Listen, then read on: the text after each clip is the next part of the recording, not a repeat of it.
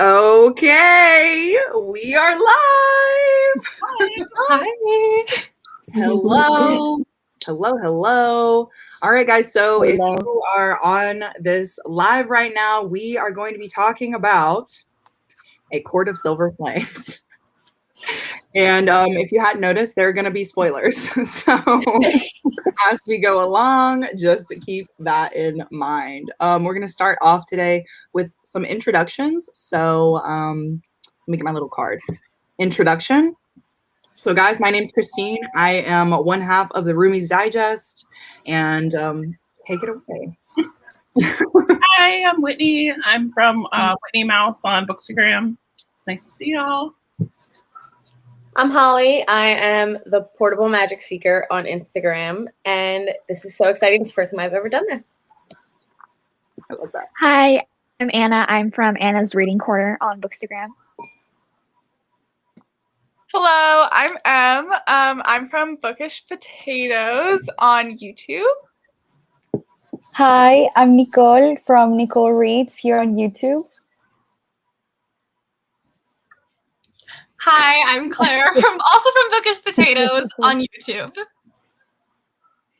Hi, I'm Osiris from Pages Over People on Bookstagram. Okay, guys, really thank you so much for joining today. We're going to do a nice little chat about A Court of Silver Flames, and I think to kind of start it all off, let's just go right into it, right into the plot. Any introductory remarks? Does anybody have anything that they immediately want to talk about to start off? Okay, so I think that when I first picked up the book, because I DNF'd ACOSF, and I think when I first picked up the book, I picked it up for the sole purpose of it absolutely being, for me, plot-wise, like Nesta's redemption, and also her relationship with Cassian. To me, that's what I picked up the book for, and I think that the books did magnificently well in serving for that plot point, in like the reason I picked it up, like that's the only reason I picked it up, and I think it did very well. So this is so interesting because you're saying that you haven't read the other books, just this one? Yeah, so I DNF'd ACOSF at the second book. So I got about like a book and a half, and then I didn't like it. It wasn't for me, so I set it down. I read all of Sarah J. Maas's Throne of Glass series, and it was fantastic. I loved it. And I think that I went back to A Court of Silver Flames just because of my interest towards how she was going to redeem Nesta, because nobody could stand Nesta, not even me. Like for book one, she was a total brat, to say another word. And I wanted to see how Sarah J. Maas as a writer saved Nesta, like how she redeemed her, how she made the character that nobody could stand redeemable. Like, could she do it? Because Sarah J. Maas is, as a writer, like those are her characters, but I really wanted to see how she's going to fix it, how she's going to make everybody like her. Yeah, I was really excited for this book. I'm not gonna lie, guys. I know everybody hates Nesta, and people still to this day hate Nesta after reading this book, but she has always low-key been my queen. Actually very high-key. I talk about it all the time.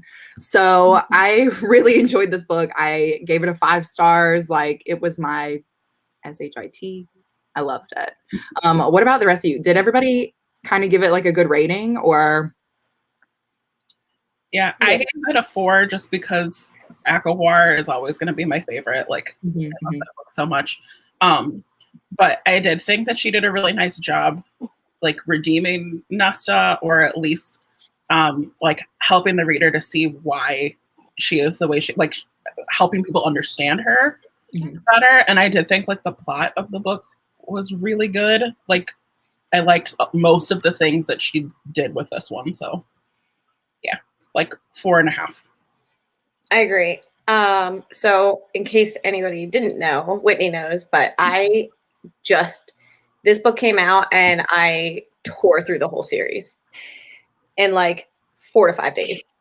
Like, I have to get through it. It's just so good. Because I was like, I want to see what everybody's talking about. I'm sick of this. Just blew through. And I also really, even though like even in the beginning, I kind of had a soft spot for Nesta, because I'm like, you kind of see why she is the way she is early on. didn't make her my favorite, but like she was better than Elaine. So I was really excited for this one and seeing just how she progressed as a character and like evolved as a character. And I think plot wise, my favorite aspect of this book is more character driven than there's like, you still have the element of being like, oh, there's something going on that we have to save the world. Like it's not kind of this whole big thing. There's not this giant war or this big baddie. Like the big baddie is her internal struggle. And I really enjoyed that. I think that worked so well for this book. Yeah, I think it's definitely not your typical fantasy, not like book. I think it is more of like a fantasy, obviously romance, or if that's what you want to call it, I'm not sure. But I don't know, I didn't mind it. I kind of almost thought that the plot points where they were doing a lot of action was a little random, because I went in thinking like, we're just going to get to know Nesta. Why do we need all this other stuff? So really, was I there for the smut? I don't know. So how did you feel? How did you feel about the other plot points? So we have Nesta as like the main plot point, her and Cassian's relationship, her redeemability. How did you feel about the other plot point as her like her friendship, her Gwyn and Emery? Like how did you feel about it being there? Did you like it? Because at the end when we have them, and I forgot what it was called, but you know, the right, did you feel like the book kind of took a turn? Like where did this come from? Or were you like, okay, I like this, like I like this other plot point, I like this subplot? I personally, I liked the camaraderie between all of the women. Like I think that was such a strong part of the plot. And I think we touched on this earlier when we were kind of talking with like, each other, but you know, Farah, she has this this like way of getting through her trauma, like kind of on her own, you know, whereas Nesta gets through her trauma with her friends, and she kind of belongs to something, where I think her whole life she just hasn't felt like she really belonged. So I enjoyed that, because I mean, like, I'm all about lifting other women up. Now, did I think it was a little random that they were going to be Illyrians? A tiny little bit, but I was okay with it. Like, I wasn't like, wow, this makes no sense, you know? I was just kind of like, oh, man, I wish they had just been Valkyries and, like, kicked everybody's butt at the end. Like, that would have been really, like, satisfying to me. But, yeah, that's how I felt. Yeah, it's interesting because I feel like I really loved the action parts of this book, but I think for me that's because I don't read as much romance. So I really loved that it was character driven. I love character driven stories, but from like reading a Sarah J. Maas book, I was like, where were like the little quests and the adventures, and every time there was one, I was like, ooh, that's what I love to read about. And I felt like that element was lacking a bit, but also like the book wasn't branded as this big fantastical adventure, right? It was right. And I felt like after reading A Court of Frost and Starlight, I was upset with how Nesta's character had been written. Because after ACOWAR, I was like, we love Nesta, like we stan her. And then ACOFAS happened and I was really annoyed. So I was excited to get to read about her character and see like what Sarah intended that journey to be. Yes. Yeah. I honestly feel like she kind of did a flip in Frost and Starlight. Yeah. And I guess because we had not been let in on that as an audience, we were just kind of like, what's happening? You know what I mean? And then we got left with it for a couple of years and we were like, what's happening? Hold on. We need our queen. So I don't know. I just remember being like, why are we waiting so long? I need the next book immediately. I think for me, I just completely ignore the fact that ACOFAS exists, because I remember when it came out, I was like, I'm so excited, like to at least get a little bit of a glimpse of what they're gonna be doing in between the novels. But then I read it and I hated it, and I didn't like rate it on Goodreads until like 3 months later, because I just felt so upset. I didn't want to give it 2 stars, which is what I gave it. I just felt so bad doing it dirty to ACOTAR, because it's like one of my favorite series, but I just feel like it completely threw off the characters, and I just felt like it was really boring. So I was very excited to see how Nesta was gonna be like changing in this book of some sort. And in regard to like the plots, I do not think that it's the best. And I've mentioned this quite a few times, how I feel like this book is definitely a fantasy romance, because the fantasy elements are not as present as in the other 3 books. So I still liked it, but it's not really like my preference. Mm-hmm.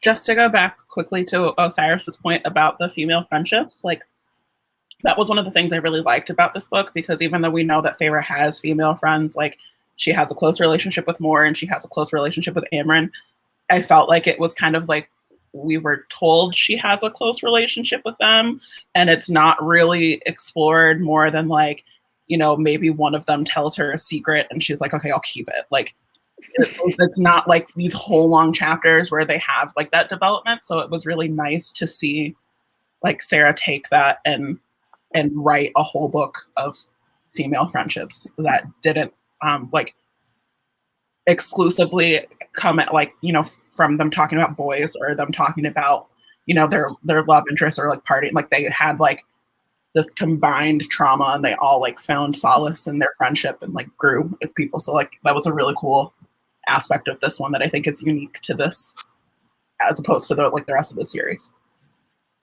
Yeah, and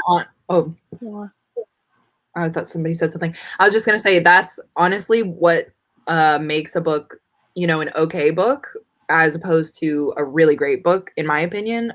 When it comes to the character development and kind of really fleshing out the characters, is when you tell your audience, you know, I'm friends with this person, and the audience just has to accept it. That's like different than being like, okay, they've been through all these different things together, and because of those things, you've seen that as the audience. So like you just know, like, hey, they're friends, they're besties, you know, and that to me is like what makes it a 4 or 5 book, in my opinion. But yeah, I think for me, like the plot of this one was, I think Silver Flames might be my favorite. I need to do like a full reread so that I can like perfectly pick my like ratings. mm-hmm. But I loved the plot of this book because I love character-driven stories, and the plot was definitely the characters.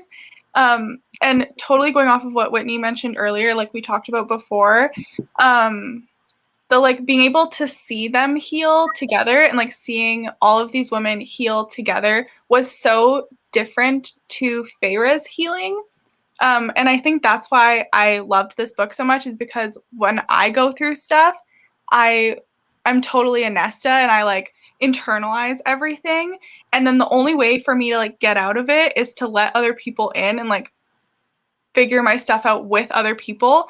And so I really liked that the plot was basically just like Nesta working through her own demons and like seeing all of those women come together and like get over all of their trauma together. And then also I loved the fantasy stuff because I think this one was like a fun fantasy book in the sense that we kind of knew nothing bad was going to happen to like, we trusted Sarah that like, because it's kind of a standalone, like we knew Nesta and Cassian were going to end up together. We knew that like, I feel like I wasn't stressed too much about like the fantasy part because it was more character driven.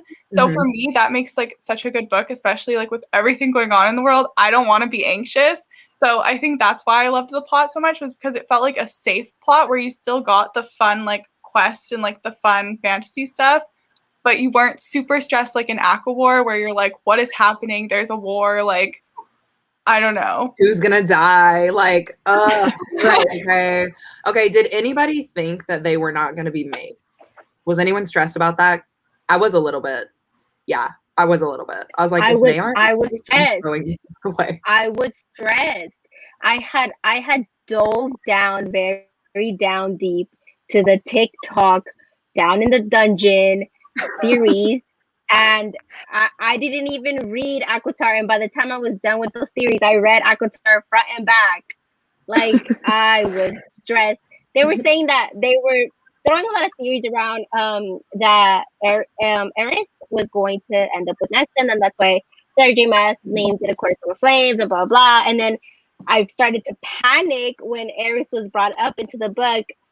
And then I panicked even more when Cassian showed up and like gave Nesta the beat speaker, and I was panicking, and then it like okay, I was forgiven, whatever, but I was stressed. I was like, because okay, Sarah J. Maas has the tendency of like going for it, and then she's like, psych, someone else. That was a joke. You know, she did it in Throne of Glass. She did it in the ACOTAR. You know what I mean? So I was stressed. Yes. Because I had read Wings of Ember, I was like, no, like we're good. Like, yeah, that's what I felt too because of that. Yeah, and see, I hadn't read that. I was like, wait a minute, there is more that I haven't read. So that was my bad. But yeah, if you guys are watching right now and you also have thoughts, maybe, about I honestly didn't really understand the mate, like, bond, I guess, because it's so different for everybody. So I think that might have been part of the reason why I didn't understand it. But anyway, yeah, but if you guys are in the chat, go ahead and let us know what you think about Nessa and Cassian or anything else. But yeah, I guess moving on. So what do we think about... No, go ahead. Go. No, go. Okay, go. So what do we think about... I know we had talked about it before when we did when we pre-gamed. What do we think about the smut level? Because I know this is different for every single person. I personally love like reading about like, you know, smut. But what would we rate it? What would you consider it? Like, would you consider it full spice? Would you consider it like, it's okay? Would you say it's more than 50 Shades of Grey, which is like, I feel like when people rate smut, they kind of base it at the 50 Shades of Grey level, just because we've seen like the adaptation for it. You know what I mean? And I think that's where like the basis starts. You get me? Because I feel like when that book came out, not to derail, but when that book came out, it sort of set us like a line, like, okay, well, above or beyond. You get me? So would we say if this book was adapted into a series, it would be smuttier? Would it be rated R? Would it be rated N-17? What are we talking? Is it 5 chili peppers or is it 4 chili peppers? You know? I think as someone who reads a lot of smut, like a lot of it, and I'm your girl right here. We're gonna be friends forever. Sarah just made it, I feel like Sarah just made it. I feel like Sarah J. Maas made it out to be like, oh, this is gonna be so spicy, like the smuttiest book I've ever written. And I was like, I'm so excited for all these moments. And when I was reading it, I was like, I feel nothing. But it's because we go back to the thing of like the level of smut that I'm reading. Okay. So I feel like I need to read whatever your level you're reading. I feel like it was a lot. Like I was like, wow, this is great. This is fantastic. Oh my goodness. But you just said that it was nothing. So I feel like I need to catch up to you. Like I thought I was the queen. Like, no. Hold on. Let me polish your crown. I totally get what Nicole's saying in that, like, because it was marketed as like, this is going to be so spicy, I think the expectation for people who read like romance books, like a lot of romance books, was a lot higher than what we got. But it is interesting to note that even though it was marketed so much, people are still angry about how much was in it. So I think for like a series that's this popular, that is being like traditionally published, like mass published and has all this hype, I think that was as much as she could do. Like I don't think she could have done more.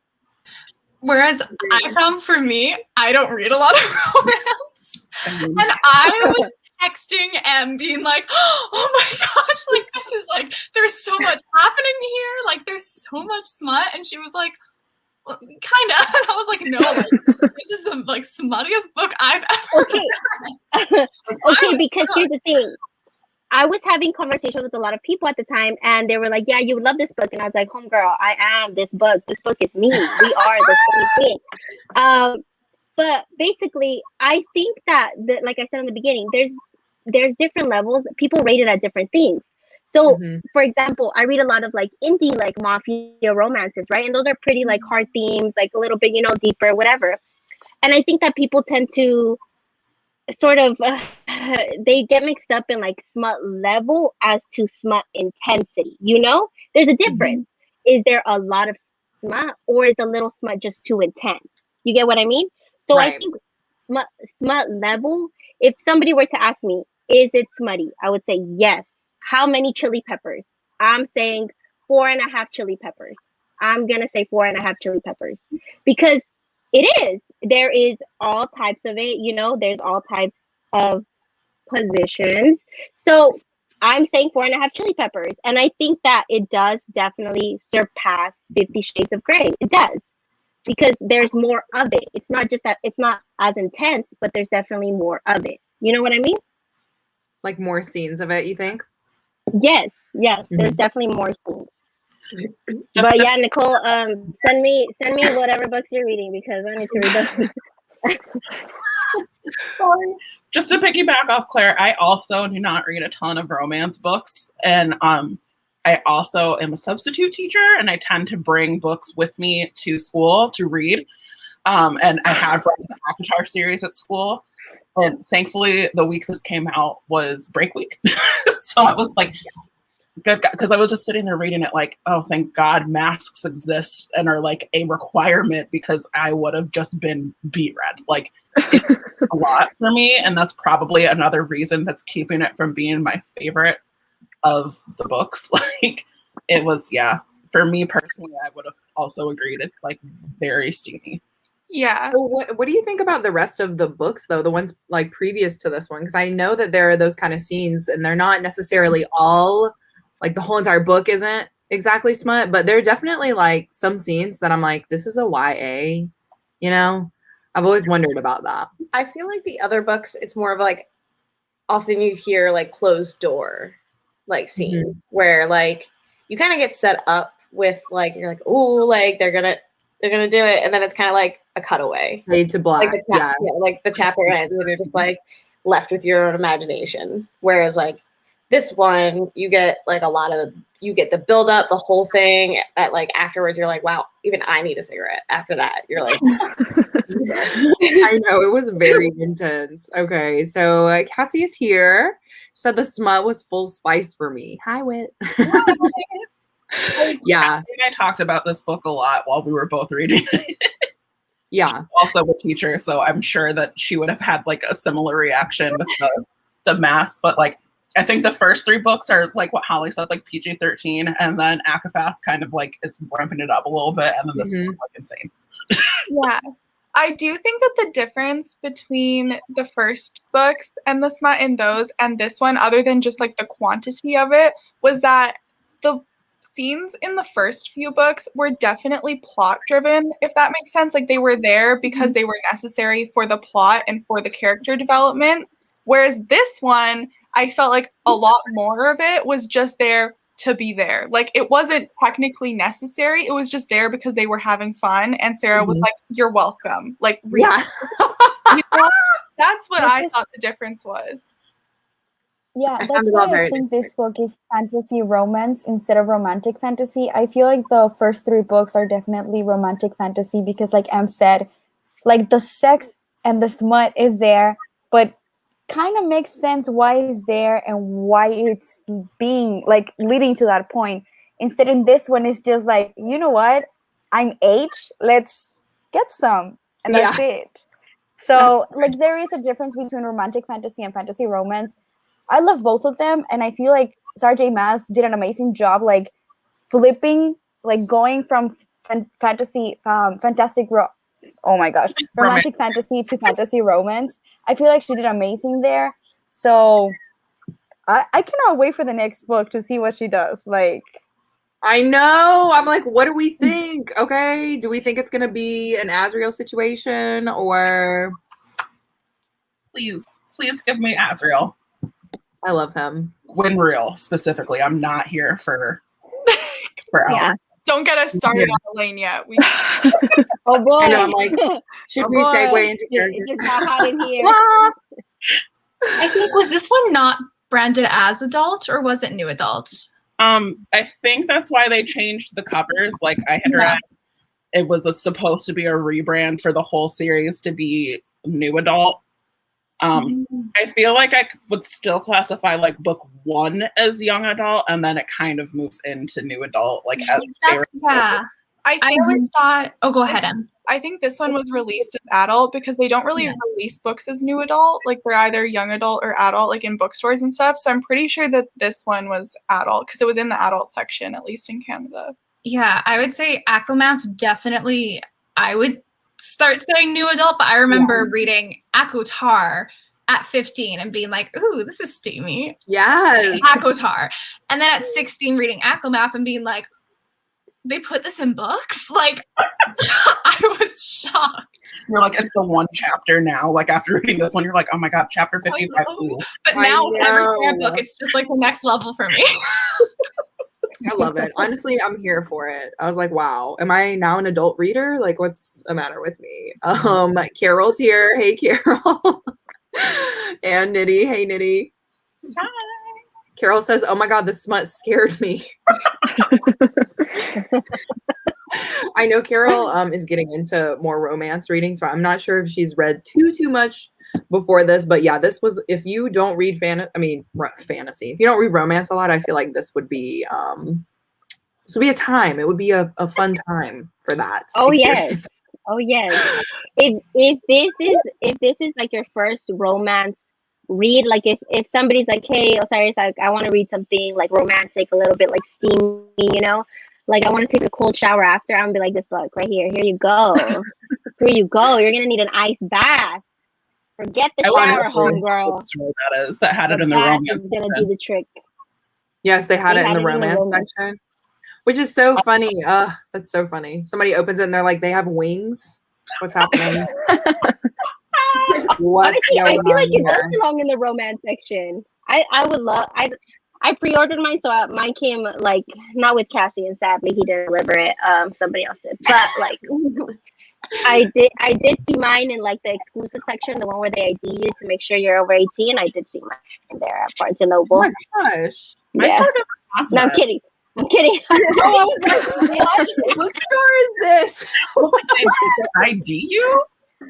I mean, as a non-fantasy or non-romance reader, I kind of like read this and was like, maybe I should change that. I was like, what? This is what I've been missing. Because like, I feel like sometimes they're a little, I used to read them when I was younger and they were like a little corny. And I was also like naive and young and being like, what is happening? This doesn't happen in real life. And now I'm like, you know, it could. Maybe I need to revisit. Yeah. I actually don't read that much adult fantasy with like heavy romance plots either. So I'm like, maybe I'll explore it a little bit and then go from there. Carol said, I thought Pump 57 was too much. I was not prepared.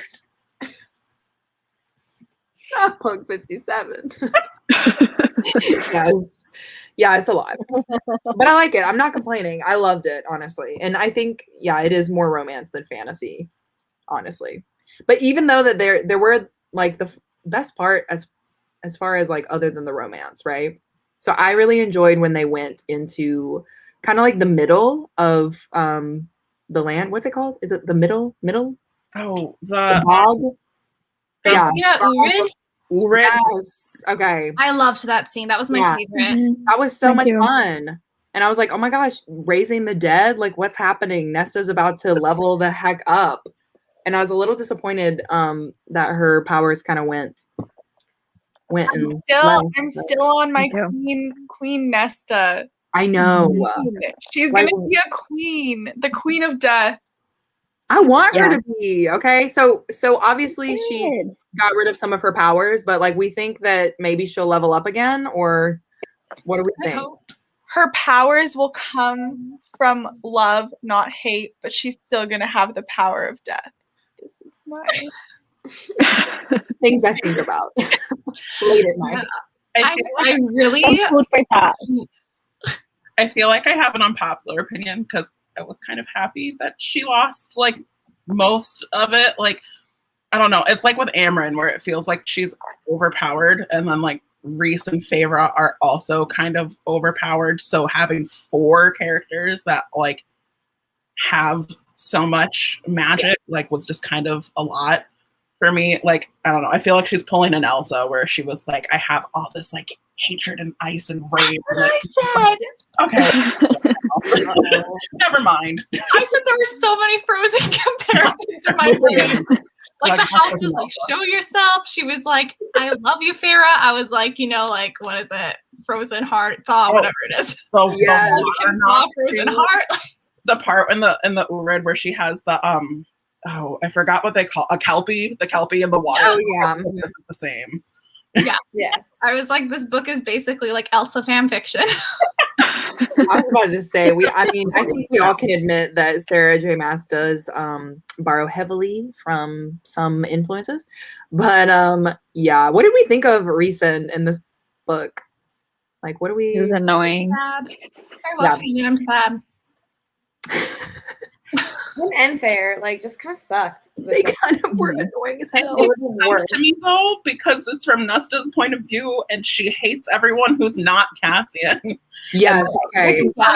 I can relate to that as a person. This is a very important point, because I, for the longest time, was like, oh my God, I'm so annoyed with Rhys right now. He could die and I wouldn't care. And I know I said it. Okay, I love you guys, but I said it.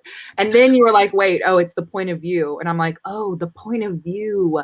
Duh. Duh. It's obviously because it's Nesta and they have hatred towards each other, you know? Like, from the outside, you look at their like pact that they made and you're like, oh my God, they're idiots. I hate them. They're so stupid. And then you're like, wow, if I had read that from their perspective and they were like, you know what, we love each other so much, we're gonna make this pact. Oh my God, you're so cute. So romantic. But no, because we're like, you're stupid. Yeah, I mean, I'm like, I guess, but I was definitely Amryn in that moment where she was like, we are gonna have words after this. It's like, why? Why would you make a suicide pact? I didn't think about it that way though when they first said it. Like, you're like, oh, that's so sweet. They don't want to live without each other. And then die together. Well, because in their brains they were like, die together when we're 1,500 years old. You know, not like when it's been a year and we might all die. Yeah, they didn't think that through. Oh gosh, he really. I did really love the scene where like Nesta was basically like having her night terrors, like the panic attack, and Rhys shows up, and then he's like, oh, like that's the trauma she's going through. Like, no, Rhys, she made it up. Like, I was at that point, I was like, yes, Rhys, she's traumatized. Like, yeah, that is what's going on here. But I was, that moment where he like finally really got it was good, because I was like, good, now we're on the same page. Now we can respect her and what she's going through. I just didn't understand it. I was like, you know that, like, I don't know.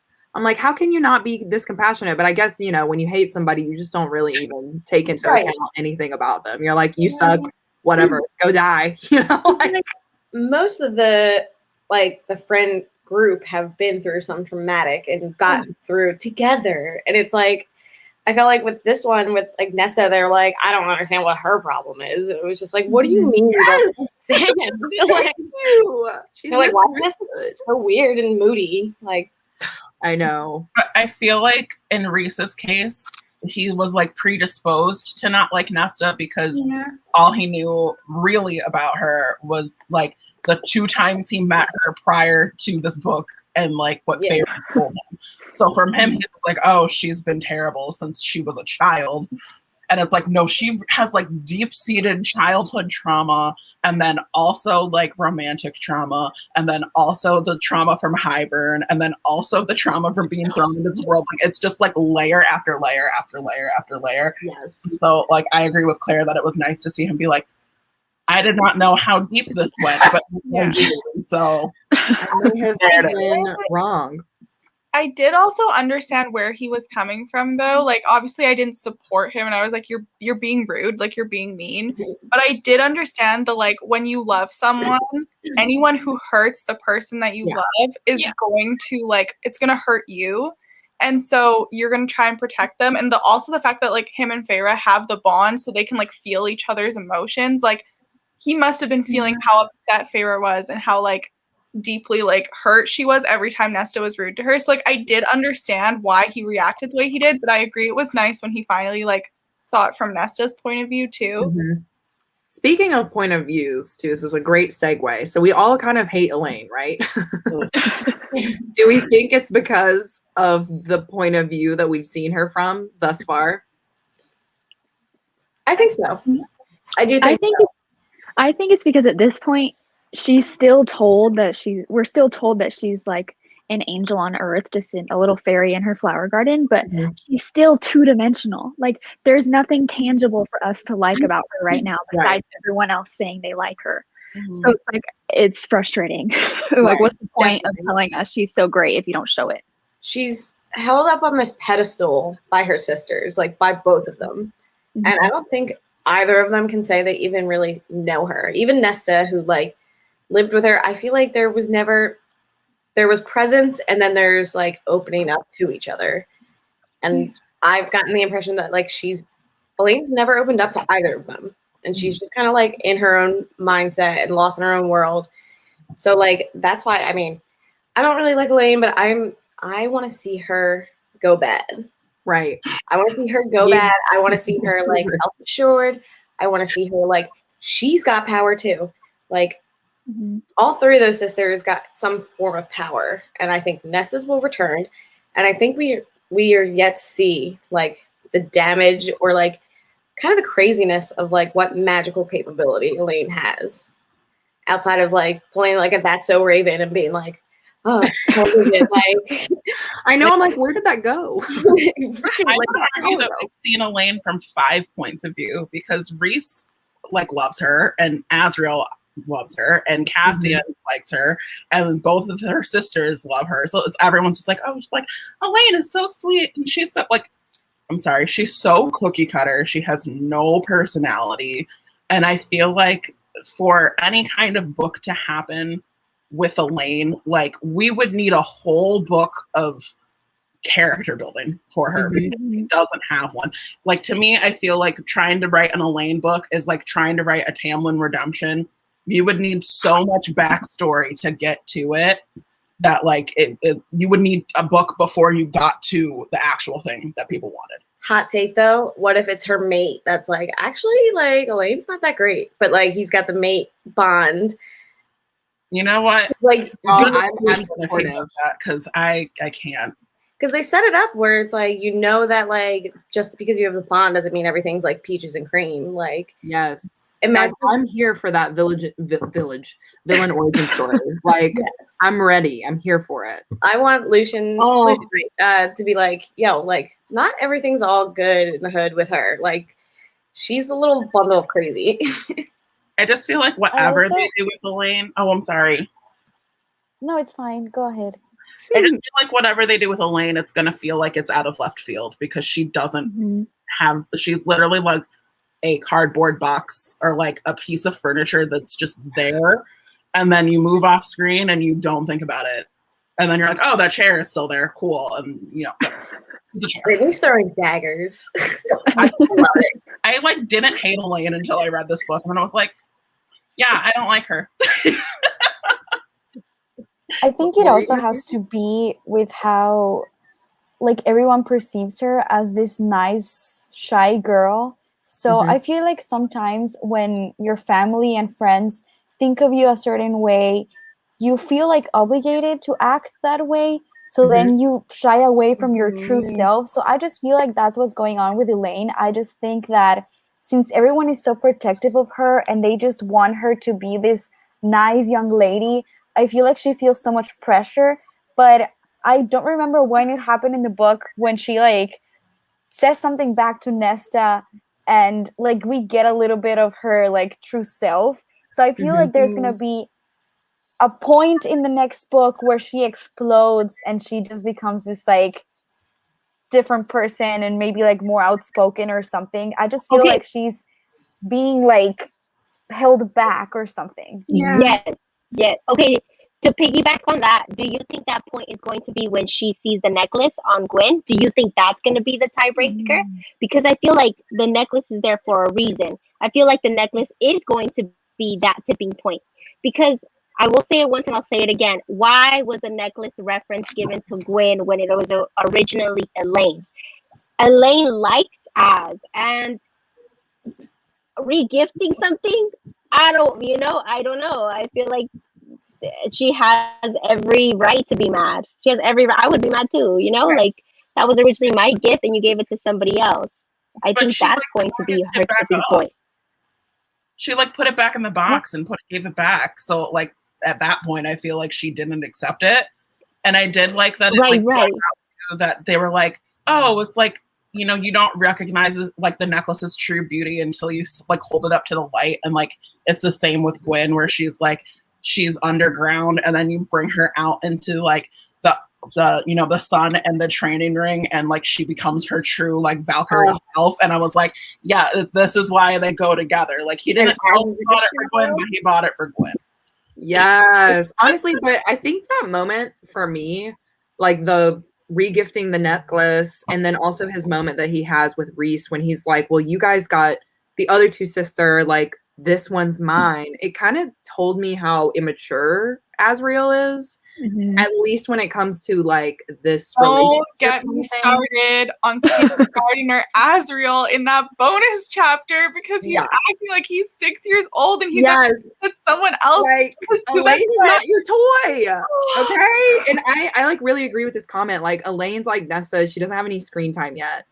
And to piggyback off of what Holly and Nicole both just said, like, so Feyre gives her these gloves, right, to be in the garden. And she's like, they're magical. They'll never get dirty. You'll never like prick your finger, da-da-da. And Elaine's like, I'm not going to use these because I want to get my hands dirty. Like that speaks exactly to how much like she doesn't know her sister at all. So I'm so excited for the next book because I feel like we're going to get Elaine's POV and Azriel. And I hope Elaine goes a little dark. I'm going to say it. I want her to be bad. I mean, at least yes, that way, I agree. So I'll give it. Yeah. Going back to, oh, sorry. No, go ahead, Nicole. I just wanted to say that I actually don't want the turning point for Elaine to be the necklace. I just hate the whole thing of like bringing women down and like the jealousy. I just don't like it. I'm not here for it. So I just really hope that there's something else that triggers it because I just don't want that to be the plot of the book. I don't want it to be a love triangle. I hate them. I am not here for them. I just don't like when there's like slut shaming and all of that. So I just hope that that's not the case. The only way I'd be okay with the necklace being the plot point is if she like realizes that Azriel's a douche and like doesn't get mad at Gwen because it's not Gwen's fault. So if it was just like a her and then Gwen and Elaine get together. Yes. What we deserve. The thing that I've been really kind of considering lately, that like a major theme for like a lot of like at least the sisters is like family. Like Sarah in the first book is driven by like protecting her family, and then she like later on she's making her own family, and even with like in this book you don't get, it's like Fair is trying to like protect Nesta's trying to like reconnect with her sisters and like figure her own stuff out. That I think there's going to be like a certain point where like regardless of whatever happens to Elaine, like it's going to boil down to how those sisters interact and handle the situation. So I'm really hoping it's not going to be more focused on like her versus Azriel or Gwen. Like I don't want to see that, like, because at least in my headcanon, if she like goes bad, it's going to be interesting for Nesta and Fair. Like, what are you going to do? Like, they don't obviously want to hurt their sister. Like, they're going to have to be, there's going to be some family struggle, especially like the baby will be around. Not that I'm excited, but like that's going to be a thing. The plot point we did. And like, she's now in a good place and has her own friends where like, I feel like there's also going to be some like friction that like Elaine is going to feel like this afterthought. She's just tending the garden at this illustrious estate. Like, and she like, I feel like Elaine's going to go through a moment where she's like, what else is there? Like, you've now opened up this magical world. You have powers. Like, you have longevity, like what else is there for her? Like, and I think that's going to come to her, and that's going to be something she's going to have to struggle with, where like, what am I doing? And I feel like she already kind of feels that way based on just how she was talking in the book. Because she's like, I've got my own struggles, and you guys are trying to put this on me. But like, I went into the cauldron too, you know? Yeah. Like, what I happened? think she's still very underestimated by her family. I feel like at this point, I always wanted an Azriel book. But then after reading that bonus chapter, I was like, I don't actually care about you. Yeah. I was kind of like, oh, maybe I don't like your POV. Maybe I just like you as a side character. Yeah. But at this point, I'm more interested to see what's going to happen with Elaine and Lucian. Because I know a lot of people think that they're going to end up together, and I definitely could see that happening. But I'm also still interested to see what would happen if someone like fully rejects the mating bond and how that would work. Because like what Holly brought up earlier, we know just because you're mates, it doesn't mean that you're like meant to be together. You're both so happy. Like Reese's parents didn't have a happy marriage. Like it protected his mom, but they weren't in love. So just because you're mates doesn't necessarily mean you're in love. And I think it'd be interesting to explore that. But also I see that there are a lot of signs kind of pointing toward Elaine and Lucian maybe ending up together. And I feel like that is what like fascinates me the most. And also Gwyn deserves everything. So whatever Gwyn wants, I hope she gets it. I agree. I To go agree. off of what Nicole said too earlier, but like I also would not like to see her like fight with Gwyn over Azriel, but I feel like Elaine wants what she can't have. Like she spends so much of ACOWAR like yelling at Lucian for something that wasn't entirely his fault. Like he's an accomplice at best because she wants Grayson and he wants nothing to do with her. And so I feel like if Azriel moves on, that's going to end up being her arc. Like she's going to be like, oh, well, Az doesn't want me anymore, so now I want him. And like, I don't know, maybe like getting close to Lucian, like out of spite. I don't know. I somehow still feel like she and Tamlin like belong together. I just don't. All those spring court references, my Sleeping Beauty theory. There's so much that Elaine could do. I know, but I'm like, will Sarah J. Maas do that? I don't know. Like, I feel like she loves her character so much. I'm not sure if she would have her reject the bond. That would break me all. I love Lucian. See, but then she could have a Tamlin redemption and give Elaine a personality all in one book.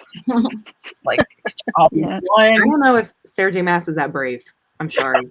I'm just saying, like, I don't think she is. I don't know if we're ever gonna get a Tamlin redemption. I'm okay with that, but I don't know. I could see it happening.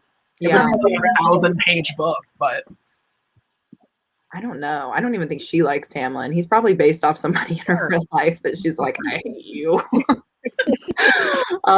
Yeah. So Cassie has a question. So sorry for the super side trail question, but how do you pronounce Brialin? And Koshi? I said Brylan and Koshi. But There you I'm go.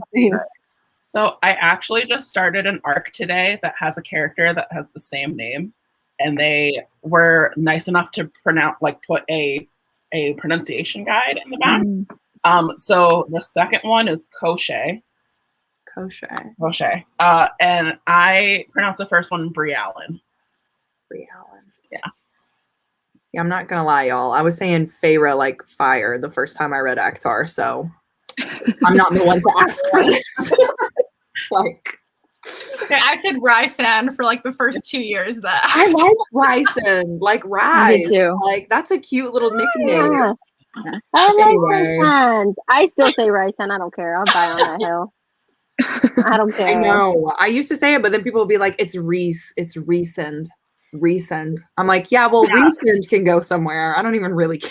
Anyway, Dude, I called Selena from Throne of Glass. I called her Kelena for like 3 books.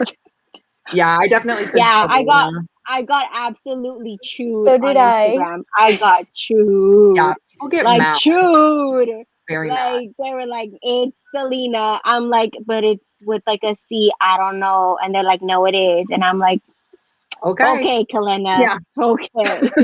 Like, it's not worth the death threats. I still say Rysand. Yeah. Rysand, yeah. Rysand, yeah. They reread Akawar Rysand. audiobook, and they were like, you know, the boy had a face that I recognized. It was Rysand's face, and I was like, whoa. No. I was like, what is this pronunciation? Because that was so wrong. Like I was always doing like what Christine was doing, like pronouncing it kind of like recent, and no, it's Rysand. Okay. Now I can't go back. Well, his new nickname is going to be Sandy. Rysand. So there you go. Like, Sandy, we're just changing his whole name. Yeah, Changing his whole name. like that's what it is. Carol said this earlier. She said also hot take. How do we feel about the claws? That bothers me so much, man. I think she's talking about when like like Rysand when he gets crazy, you know, he starts getting his claws. Is that what it is? Or is it Tamlin? I'm not sure. What do we think? Wait, is it Tamlin like when he has physical claws, or like when Rhys does that like the mental claws? The mind thing? Oh, Like, I can't. So I'm not sure. Maybe she'll Reaching into your mind, and he's just like, yeah, that kind of always freaks me out a little bit. I'm not gonna lie, but I like won't say I hated him. Okay, I love their relationship and I love them. I just love Nesta and Cassian more, so that's what I'll die on, that hill. So what do we think about the fact that what? No, go. I was just gonna say, what do we think about Moore? Like, I missed her this book. I missed her. where was she? Like, Where was she the whole time? Yeah, over. Are we getting Girl another was book? stuck in traffic.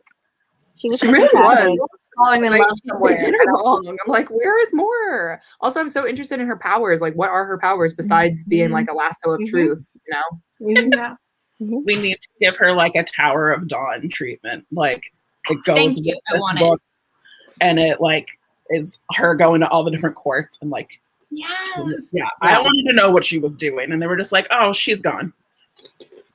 I think it made sense. It made sense for her to not be a huge part of this book because she's like, no offense to her, but like more is kind of irrelevant to Nesta's story. Because like Nesta and her have no relationship with each other. Okay, so I want to piggyback on what you just said right now. Exactly. So Moore and Nesta have no relationship with each other, but how do we feel about the theories that circulate about how Moore and Cassian had once not a fling, but how they had obviously, you know? How do we feel about that? About like, why is Moore not territorial? Why did she just let Cassian go? Like, there's a lot of theories that speculate like, why is she not even like telling Nesta like if you hurt him? Because I know that they don't love each other, but at least like a brotherly love, you know? Why did Moore never say anything? Are we okay that Moore never said anything, or are we like, damn, I wish you would have at least told Nesta like, don't hurt him? You know what I mean? I think sorry, go ahead. No, go ahead. Oh, I was just gonna say I could be remembering this wrong, but I think in ACOWAR, like they talk about that a little bit, how Moore kind of is not territorial of Cassian, because the one time they actually like did sleep together, it wasn't because like they were in love with each other. It was more to like make a statement. But right. I'm pretty sure like it was explained that Moore dislikes Nesta because she doesn't think Nesta's good enough for Cassian, so she's territorial in that way, but she's not like, I once loved him in this romantic way. But I did think it was interesting seeing Moore's story from Cassian's perspective, since he like played a big part in that. I really liked seeing that, like the scene between just the two of them near the beginning, I thought was really interesting, instead of from like Rhys, where he was like a bit more removed from that situation. Yeah, I agree. And kind of off of what we were saying earlier, how it was okay that she wasn't super prevalent in this one because she's not close with Nesta and she doesn't really get along with Nesta, but at the same time, she's one of Cassian's best friends. So it seems like since Azriel had such a big supporting role with Cassian, because he's his friend and Cassian's important in this book, why not also have Moore be there to support him in this book? And then she was in that first scene, like you mentioned, which I really liked, but I would have liked more consistency with that for his like support and friend system. Yeah, I've wondered if part of that is like Cassian has so much support, and throughout this book you see Nesta establishing her own, that it would kind of like tip the scales. Like if you see like Cassian with all his friends and all their opinions and their thoughts, And then you just have Nesta, who's still like establishing those friendships. And it's like early on, it's like her only friend is the freaking house. Mm-hmm. Like, I feel like it would have been a little unfair. So like I kind of forgave it, but I do want to see where more was. Yeah. Because I feel like she was meeting someone. Well, I feel like a lot of like, I think Rhys, now I'm thinking about how to say his name. I think he sent her away, you know? In ACOSF, I know we all hate that book and try not to remember it, but in ACOSF, she talks about how she wants to get away and like she needs to leave Valaris and like she needs to get away. So I feel like, to me, because this book was like, yes, about Nesta and Cassian, but it was Nesta's book. Like it was Nesta's book and Cassian was there. And so I thought that like it did make sense for Moore not to be there because like Nesta and her, like I said, have no relationship. But I do think that she has to get her own book. And I think that that's why she wasn't there at all, is because Sarah J. Maas doesn't do anything for no reason. Like, she has a plan. She wouldn't have had a POV in ACOSF from Moore's point of view if she wasn't going to write from Moore's point of view. And so I just thought that because she needed to establish the Nesta and Cassian story before I think she can go on with the actual plot of what she wants to do with the rest of these books, it made sense to me. And yeah, I just think that Moore deserves more than like having her story semi-explained in someone else's book. And I think Sarah understands that. Yeah. Just to build off of that too, like I think there was enough of Moore in this book to like kind of given the idea that if she had been there like more often, it just would have been more of her and Nesta fighting because like Nesta's giving Cassian a hard time or Nesta's like, you know, not treating Cassian the way that Moore thinks he should be. So there really wasn't a need for more of her, even though she's like a fan favorite character. I'm fully for the like, we're going to get a Tower of Dawn from Moore's perspective. I think we will too. And I think it'll be interesting to see if while she was away, you know, she's doing these things for Valaris, she's doing things for the Night Court, but was she also developing her own relationship, or will her relationship kind of be developed with somebody who's in Valaris, like Emery maybe, or something like that? I'm very interested in that. But yeah, Julia said, it seems sus to me that the one gay character was literally sent away and had no time in the book after she came out, especially since she's one of Cassian's BFFs. What do we think about the diversity rep in? I guess going off of this comment, like I mentioned, I think that because Moore is gay and because that was like a big part of like ACOWAR, I think that Moore would, like, it made sense for her not to be in this book because this was Nesta's book, and Moore deserves more than having her story semi-explained by someone who does not care for her. Right. Yeah. Right. And then, like, I think one thing I do worry about is, like, I have seen some people, like, speculate that we'll get, like, a little short novel, another short novel that, like, kind of rounds out, like, oh, where Moore's been. And I'm like, I want her to have a full book. Like, I want her explored so much more that, like, I think if they did a tiny little, like, novel, like a mini novel, just being like, oh, where has Moore been? Like, I don't think it would do her a good service. So I feel like... Correct me if I'm wrong, but I feel like Tower of Dawn was also marketed as a novella, and it's like a 7 or 8. Yeah, that's what I was going to say. It was supposed to be a novella, and then she made it, I think, the Throne of Glass, like, she called it Throne of Glass 7, but it started as a novella. So I could see her doing that more, being like, I'll give you a little book just to, like, give you the story, and then knowing Sarah, she's just going to, like, whip out an 800-page book and be like, here you go.